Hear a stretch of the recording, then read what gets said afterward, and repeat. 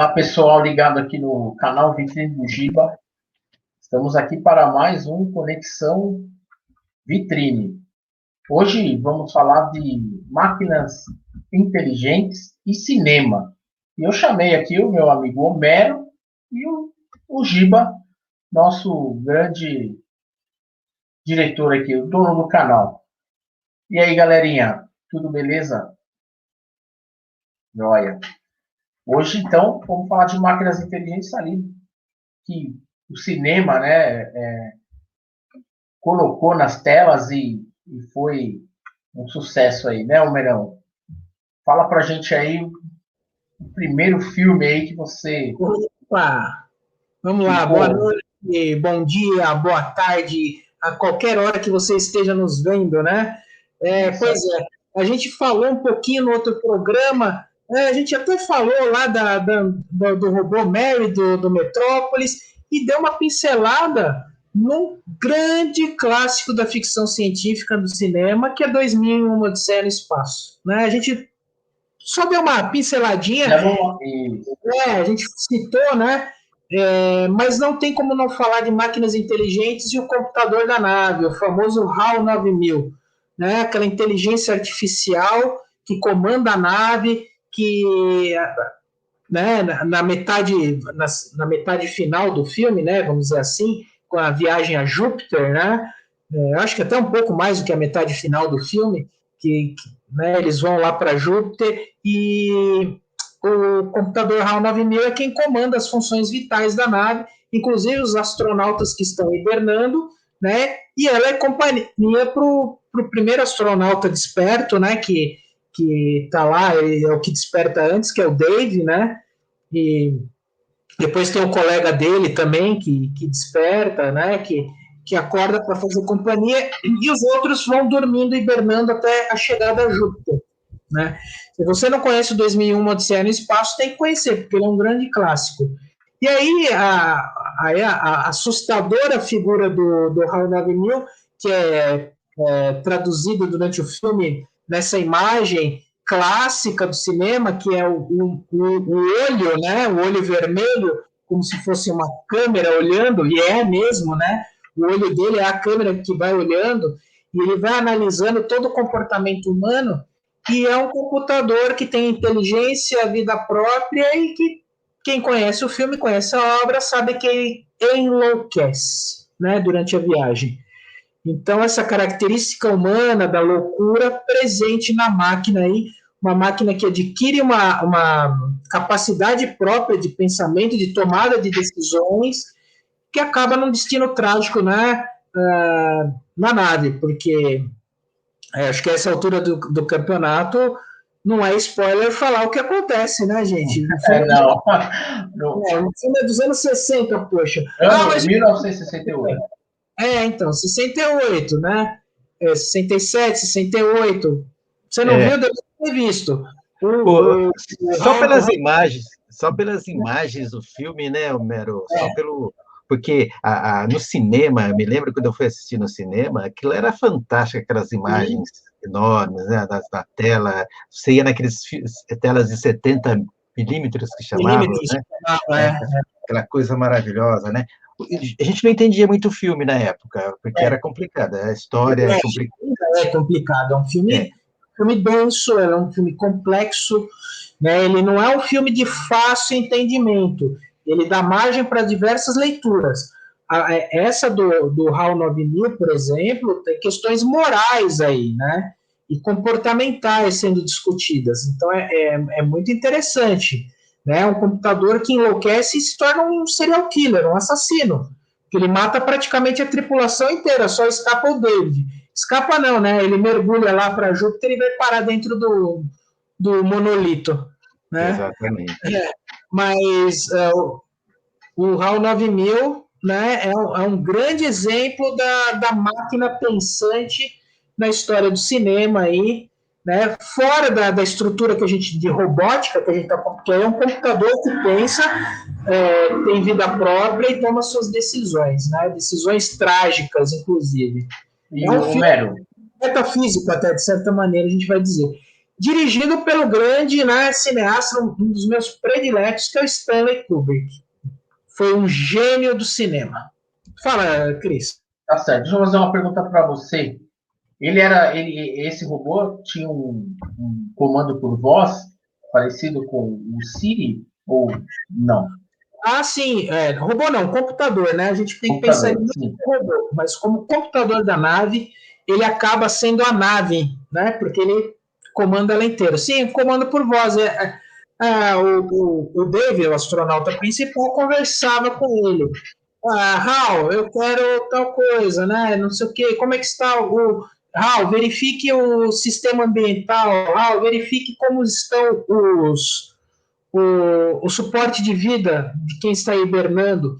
E aí ele, David, está tudo normal. Ele tem até uma voz compassada, né? Uma voz pausada, uma voz.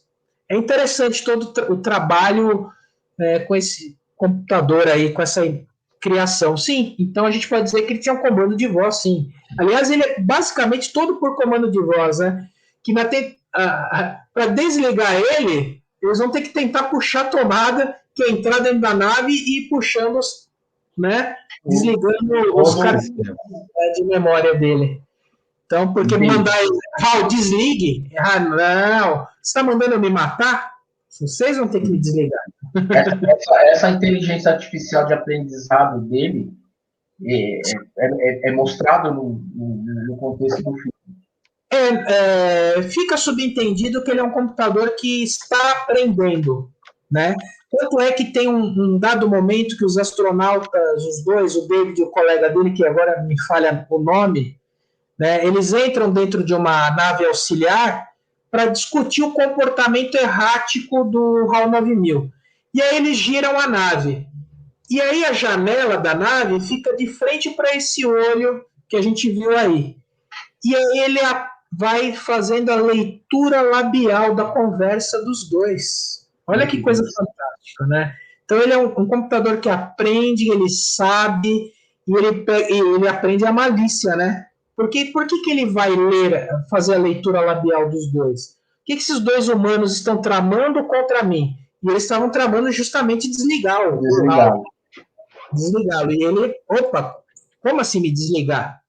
Não, né?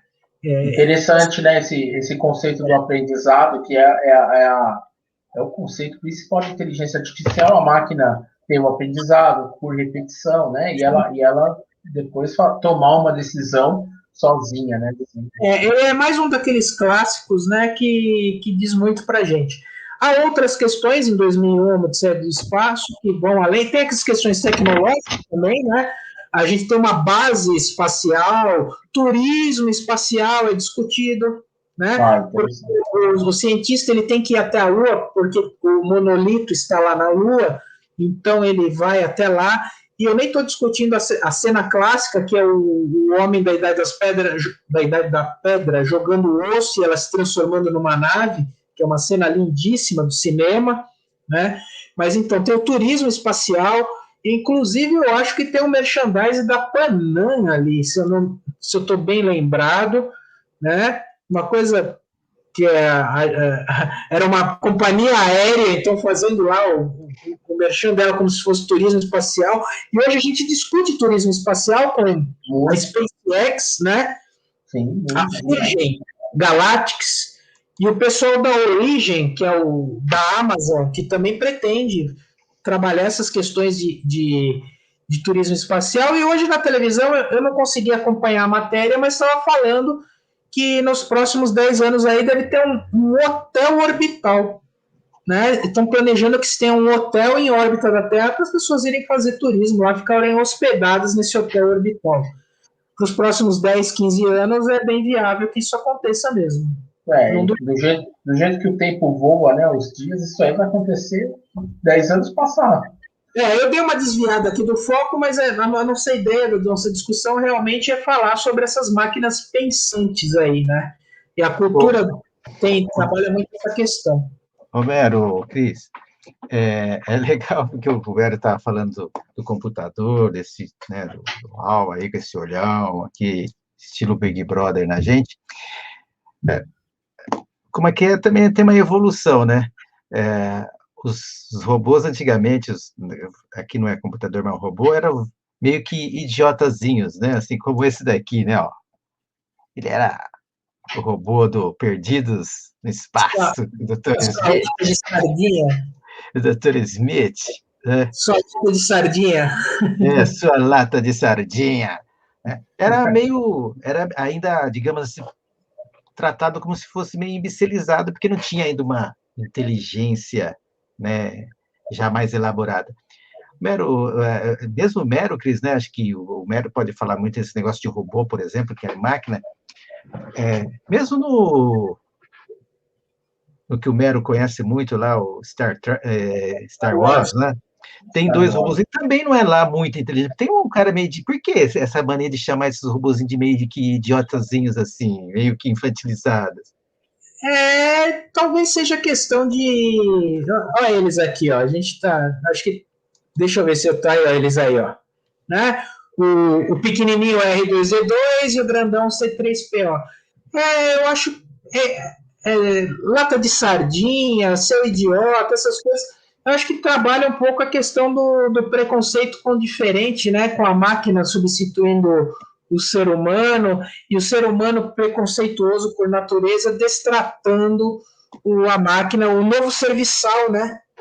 O novo serviçal. Então, a gente tem que esse olhar para essa questão social aí, né? O Isaac Asimov, que criou as leis da robótica, dizendo que os robôs não podem agredir os humanos, né? A gente tem que pensar por que os humanos podem agredir os robôs.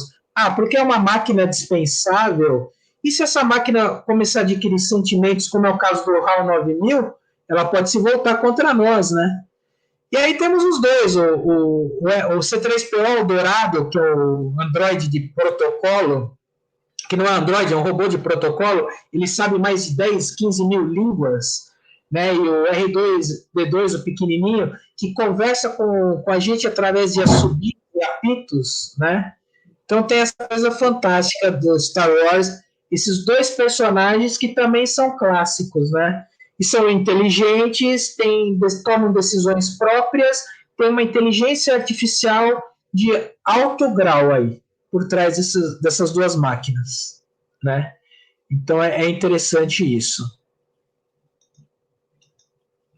Agora, tem outro tipo de robô, né? Que já não é robô, são os androides. Os androides são a semelhança do ser humano. É o próximo passo da robótica, eu acredito. Né? A gente pode dizer isso. E aí o grande clássico é o Blade Runner, né? Que trabalha a questão dos replicantes, réplicas dos humanos, né? Só que eles têm um tempo de vida, eles vivem X anos, e aí eles morrem, né? Menos tempo que os seres humanos, tem 5 anos, 10 anos de vida. A questão é que alguns replicantes começam a desenvolver um tempo maior de vida e começam a tomar decisões próprias. E isso começa a incomodar os seres humanos, né? Eles são confundidos, os seres humanos, com robôs. Vamos aqui a mais uma imagem bacana para a gente, né? Da Rachel. Né? A Rachel tá aqui. Aí, ó, ela aí, ó. A principal replicante aí, né? Shan Yong, lá em 1982, no filme Blade Runner, né? Contracenando com o Harrison Ford, que era o caçador de androides. Os Blade Runners são policiais responsáveis por apagar esses androides, né? Que eram mandados para as colônias para servir de soldados, prostitutas, enfim, coisas que os humanos não fariam mais, esses androides fariam no lugar deles, mas teriam um tempo de vida. E aí tem muitas questões morais sendo discutidas, né, em Blade Runner. Toda vez que se fala de androides, a gente tem essa questão moral sendo discutida. Né? Não, eu queria até fazer um adendo ao filme. A gente estava falando de máquinas. Na realidade, o nome do livro chama Ovelhas... Ai, meu Deus, Ovelhas Elétricas não sonham. Não sonham. Ovelhas Elétricas não sonham. Isso. Ovelhas. Por quê? Porque você tenha eles do lugar do nosso gatinho que está aqui, né? Tá aqui comigo, está aqui com o Mero falando aqui, chiano. Você tinha uns gatinhos eletrônicos, ou seja, umas ovelhinhas, uns bichinhos. Você não tinha animal. Os animais Né? morrem, é uma grande Morre. crise ecológica, então começa a ser substituído por máquinas. Então, para você ter o seu cachorrinho, o seu gatinho, você tem umas máquinas elétricas, que nem esses bichinhos que a gente dá para as crianças, né, tal. Então, você tinha as ovelhas elétricas, né? Ou outros animais elétricos. No caso do Blade Runner, ele usa mais no livro, principalmente no filme, não me lembro, ovelhas elétricas, né? Então, são as ovelhinhas, e são caras. Para o cara conseguir uma, ele tem que batalhar bastante para conseguir uma, porque tem as genéricas, né? Olha só, no filme já tem isso, hein? Tem as genéricas, né? E tem as melhores lá, as não genéricas. Originais, né? As Originais. originais. Então, Originais. é interessante isso, o Kadik, né? O Kadak, não sei como que se, né? Do Philip, que é o escritor do Philip Blade Dick. Runner, Philip Dick, que é Kadik, né? Ele já pensava muito isso. Aliás, a gente vai falar muito, acho que por aqui, viu, Cris, quando o Homero voltar, sobre essa questão do Kadik, porque tem muita coisa que esse cara maluco pensou. Você sabe que, muito mais no livro do que no filme, existe a questão do sonho, né? O sonho é melhor trabalhado no livro, que os androides eles têm um sonho recorrente com unicórnios, né? E isso no filme não fica bem claro, é en passant, né? Tem uma cena lá do unicórnio num sonho lá do personagem do Harrison Ford, numa edição lá do diretor. Enfim, essa questão que os androides eles sonham com unicórnios, né? E tem até um personagem do policial que faz um origami de unicórnio e deixa lá assim para ele. Tem uma cena enigmática, emblemática, melhor dizendo, né? Então é curioso isso. Se androides não sonham, eles não têm vida. Mas se eles sonham, eles passam a ter vida e ter alma. Então essas questões, né, da vida, da alma, né, são ali trabalhadas de alguma maneira. É tá? que até que chega o limite entre a máquina e o homem, porque a grande questão do Blade Runner é a dúvida, né? Porque eles aplicam testes, eles chegam e aplicam os testes e testes assim como se fossem testes psicológicos quando você vai aí para saber detectar alguma falha para, opa, aqui ele falhou, então ele é um replicante, né, no caso, né, que seria o teste tem até nome, é o teste Voigtkampf, né? É uma máquina, ela sobe, aí ela tem um sensor que ela focaliza na tua retina, e aí ele vai fazendo perguntas, é como se fosse um detetor de mentiras, e na verdade, né? E através da contração ou não da tua retina, ele determina se você é humano ou não. E aí ele vai fazendo perguntas. O que você sentiria se desse um tiro numa coruja, né? E aí a retina não contrai, não dilata, né? É um androide, porque não tem sentimento. O androide sem sentimento. Né? Mas aí eles vão aprendendo, né, a burlar esse. Na verdade, a Android, né, essa que eu apresentei aqui na imagem, a Rachel, é uma Nexus 8, ela já tem uma capacidade de burlar esse teste, né, porque ela já tem mais características humanas do que.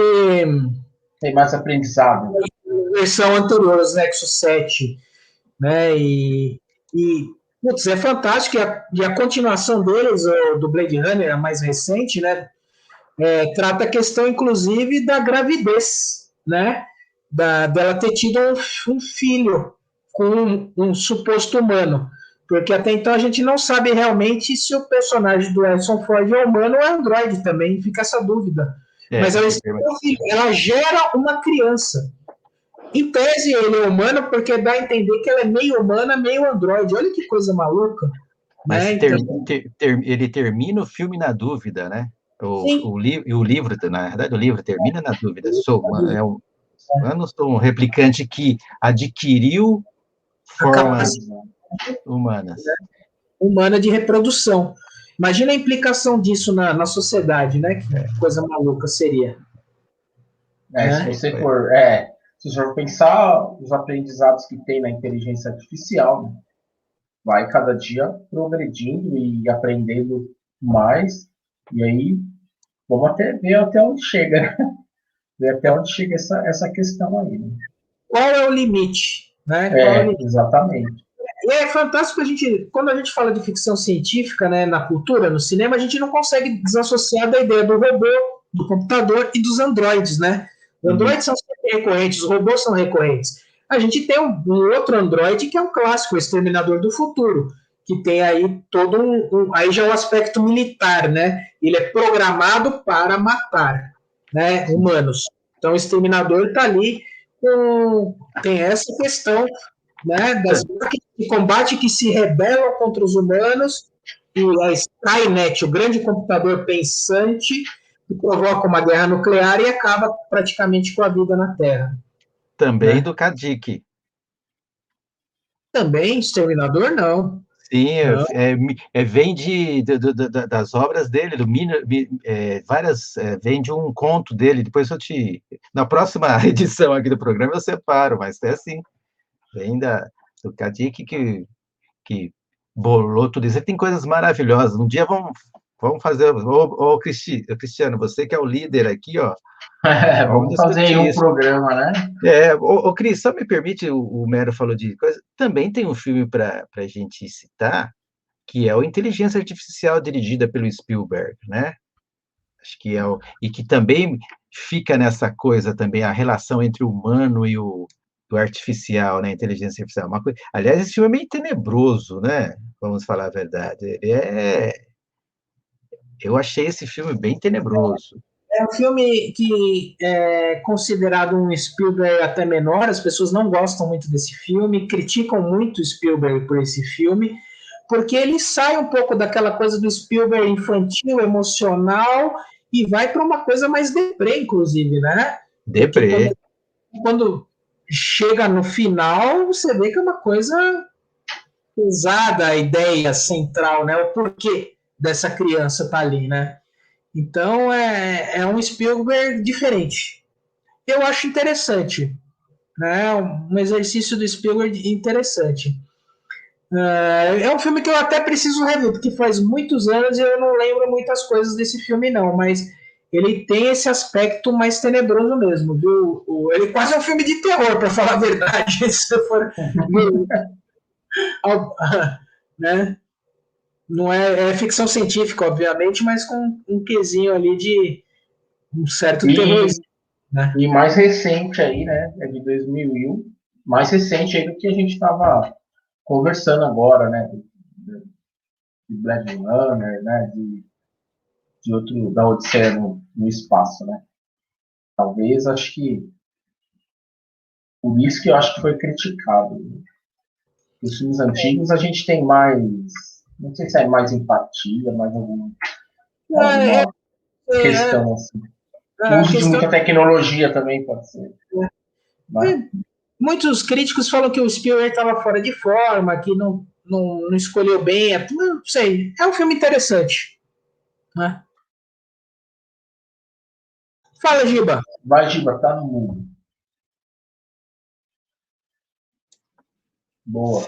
Essa discussão me lembrou, não sei se vocês já assistiram um episódio do Black Mirror. É isso? Black Mirror. Em que uma senhora fica viúva, aí ela compra pela internet, pelo Amazon da vida, e entrega na casa dela um marido, um homem de plástico, e aos poucos esse homem de plástico vai adquirindo formas e vai ficando igual o marido. Personalidade, né? E melhor ainda, né? Porque transa melhor que o marido, né? Procurem essa, eu não me lembro, teria que pesquisar agora, porque eu me lembrei agora dessa série do Black Mirror, que é fantástico não é a série, né? É um episódio, né? Desse episódio do Black Mirror. Black Mirror trabalha muito dessas questões que a gente discute aqui, né? Tecnologia trazida uma forma de ficção para os nossos dias, né? Porque muita coisa do Black Mirror não está tão longe da nossa realidade, né? Se a gente for ver. Sim. Não, lá tem vários casos disso, né? Por exemplo, essa coisa que você falou de máquinas, essa coisa do, do likes, né? Que a gente precisa. Aliás, dei uns likes aí na vitrine do Giba, por Por favor. favor. Né? É comum, né? A menina só pode entrar na empresa se ela tiver X número de likes. Se ela tiver abaixo, é bloqueada a entrada dela na empresa, ela perde emprego. É muito louco isso. E olha, se a gente não tomar cuidado, a gente ruma para esse tipo de distopia, viu? Tá? Essa coisa dos likes, e já tem isso daí, né? Você conseguir entrar em certos lugares a partir dessa questão dos likes. Ligado à tecnologia também, né, gente? Aí já foge do nosso assunto Android aqui, vai para outros, mas daí dentro do nosso escopo de discussão aqui no Giro. É isso aí. É verdade. Acho que tem muita, né, Mero, Cris? Nessa área a gente tem muita coisa para discutir, né, Cris? Você mesmo pautou, Bastante. você nos passou em uma relação enorme de filmes, mas se a gente for pesquisar, ainda tem muita coisa Tem, para tem a de gente. Tem muita coisa de impressora 3D, aquele scanner corporal, o Homero já falou disso daí, do médico usar, né? É. Da medicina, né? A impressora 3D, desculpa, Cris, a impressora 3D ela é uma realidade, né? É Ela já uma, A Páscoa está chegando, já tem impressora 3D que faz ovo de Páscoa, né? já. Tem construções, a engenharia civil usa.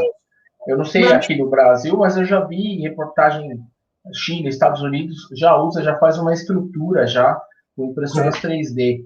Para a gente que é pessoa física, né, uma impressora 3D tem um custo muito alto ainda, né? Talvez tenha será barateado um dia, tal. Mas para a engenharia isso aí é muito importante, né? Impressora 3D. Essa parte da. Oi? Desculpa, Cris, a área médica está pesquisando muito para você imprimir órgãos, né? Então, você imprimir um fígado, imprimir um braço, um dedo, né, um braço amputado, né? A ideia é essa, é chegar a esse ponto, né? Sim. Eu acho que. Não, acho que você fala uma coisa muito interessante, Mero, Cris. Acho que tem uma coisa aí, né, que você pautar aí no programa, que é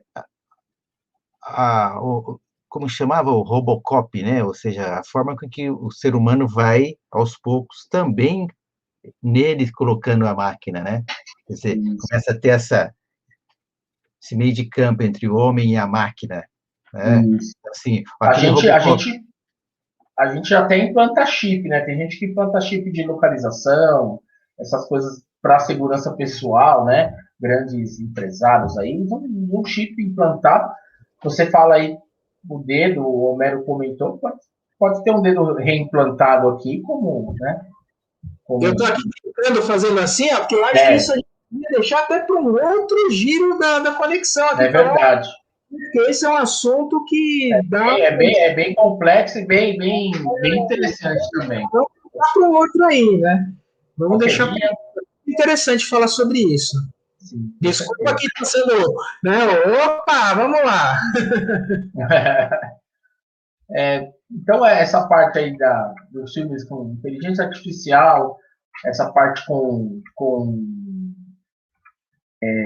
celulares, né? Eu acho que é interessante. E a gente vai falar aí também sobre a impressora 3D com a medicina, tá bom? Então, pessoal, é isso aí. Foi mais um programa aí, né? Conexão Vitrine. Um abraço, Mero, Gila, muito obrigado. Agradeço a todos. Um abraço. Valeu.